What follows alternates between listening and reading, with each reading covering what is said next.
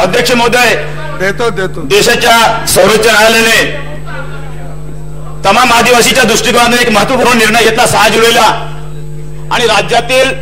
Bogus आदिवासींना जे संरक्षण दिले होते आजपर्यंत ते संरक्षण काढण्यात आलेलं आहे आणि यानंतर सर्व्हिस मध्ये असो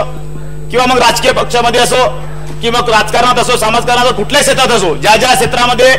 सीबीसीचं काम पडते त्या त्या क्षेत्रामध्ये त्यांना सीबीसी असल्याशिवाय शैक्षणिक क्षेत्रात प्रवेश देऊ नये किंवा राजकारणात प्रवेश देऊ नये किंवा सर्व्हिस मध्ये प्रवेश देऊ नये अशा प्रकारचा महत्वपूर्ण निर्णय सुप्रीम कोर्टाने घेतलेला आहे 6 जुलैला आणि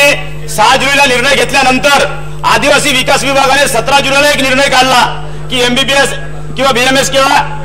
एमडीच्या विद्यार्थ्यांना किंवा व्यावसायिक शिक्षण घेणाऱ्या विद्यार्थ्यांना हमीपत्रावर ऍडमिशन देण्यात यावी अशा प्रकारचा चुकीचा निर्णय केला तो आदिवासी विकास विभागाने सुप्रीम कोर्टाचा अवमान केला असं या ठिकाणी मला सांगावं वाटते। म्हणून अध्यक्ष महोदय आपल्याला माझी विनंती आहे की आपल्या माध्यमातून मुख्यमंत्र्यांनी या सभागृहामध्ये निवेदन करावं। महोदय,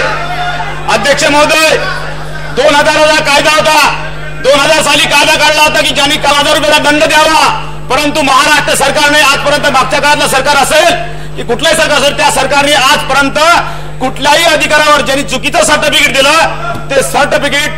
देणाऱ्या अधिकाऱ्यावर कुठलीही कारवाई केली नाही किंवा ज्यांनी सर्टिफिकेट घेतलं त्यांच्यावर कारवाई केली नाही। त्यामुळे त्याच्यावर कारवाई करण्यात 1 मिनिट अध्यक्ष 1 मिनिट। दुसरी महत्वाची गोष्ट, यावर्षी जवळपास 114 विद्यार्थी एमबीबीएसचे ऍडमिशन घेण्यासाठी बोगस सर्टिफिकेट दिलेलं आहे। मागच्या वर्षी आपण कारवाई केली होती, या वर्षी सुद्धा माननीय गिरीश महाजनच्या माध्यमातून एमबीबीएसच्या विद्यार्थ्यांना सभागृहाला आहे। माननीय मुख्यमंत्र्यांनी याला राज्यातील 1.5 कोटी आदिवासी